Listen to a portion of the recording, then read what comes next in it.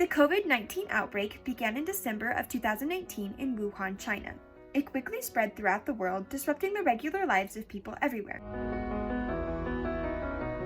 Elderly Americans are a large group of people greatly affected by stay-at-home orders and social distancing guidelines. Because they are older, their immune systems are weaker and more susceptible to the virus. Isolation orders essentially put a stop to all of their socializing. A lack of technological knowledge makes most COVID-friendly interactions like Zoom calls and FaceTimes nearly impossible for the older generation.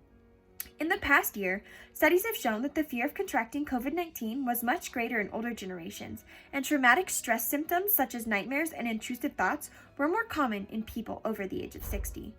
Social isolation, especially in this past year, has shown to be no good for the welfare of anybody, but especially older people who are not as skilled with technology and cannot interact with loved ones through the internet regularly.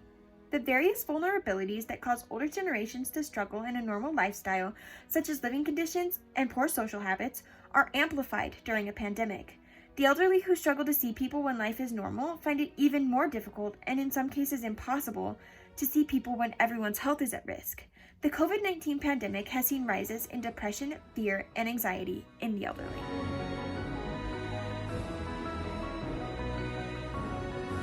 I'm sure that you've heard of the popular Disney movie Up.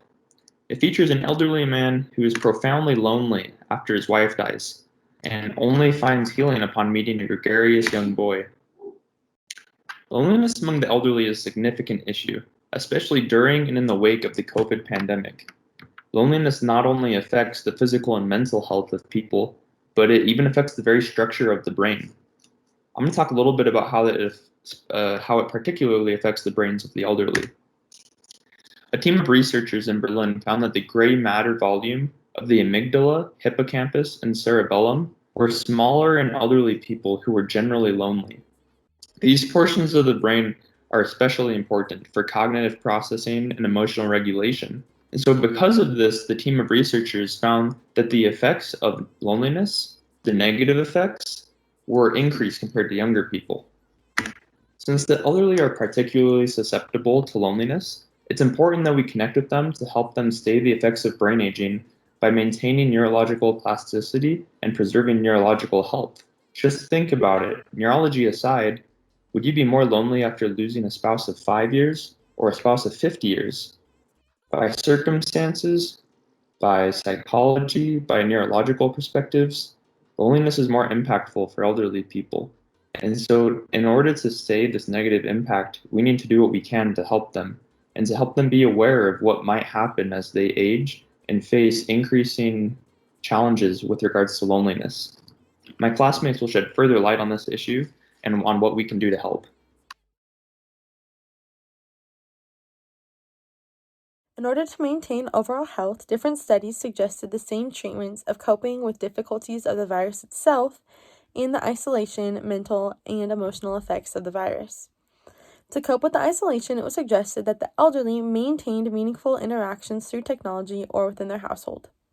To combat the physical effects, many of the elderly kept physically active through walks or other outside activity. One of the most suggested and effective ways to combat the mental effects of COVID is to keep a routine. Routinely making calls to family members, routinely taking medication, and exercising routinely. According to the Hackensack Meridian Health Hospital, routines help us to create structure and feel accomplished. Keeping a routine maintains self-esteem and achieves a sense of productivity or accomplishment. Routines also let us know how we are doing, like if we're able to achieve little important tasks that make the day go along. Routines also show those around us how we are doing. Before the pandemic, if we never showed up for work or we never left our rooms, that gave cause for concern to our loved ones. Routines and positive social interactions generally stabilize mental health. Let's hear from individual stories about COVID's effects and the journey to stay healthy. When I interviewed my grandma, she said that one of the major causes of anxiety for her was the inconsistency of information, society, family, and her daily life.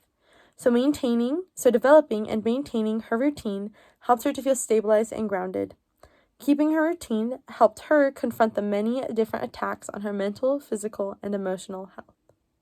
Let's hear what Ian's grandparents have to say about their experiences during the pandemic. I wouldn't say we were particularly lonely. We had each other, and we also did a lot of outdoor activities with friends, so that we were relatively safe, but still socializing to some degree.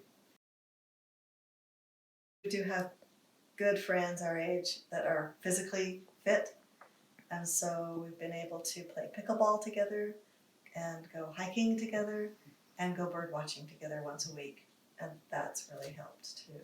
What would you say was like the biggest challenge mentally for you guys?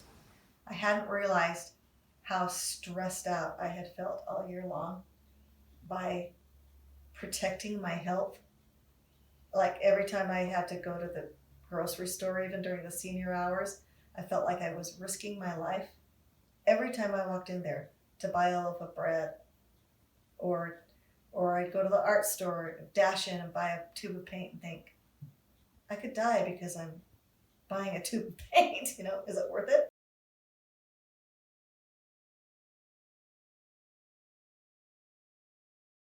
We have seen that the COVID-19 pandemic has adversely affected the elderly community. It is our hope that this video has enlightened and inspired you to lift those around you. Please reach out, get into a routine, make a meaningful connection, and ask what else you may do for those around you.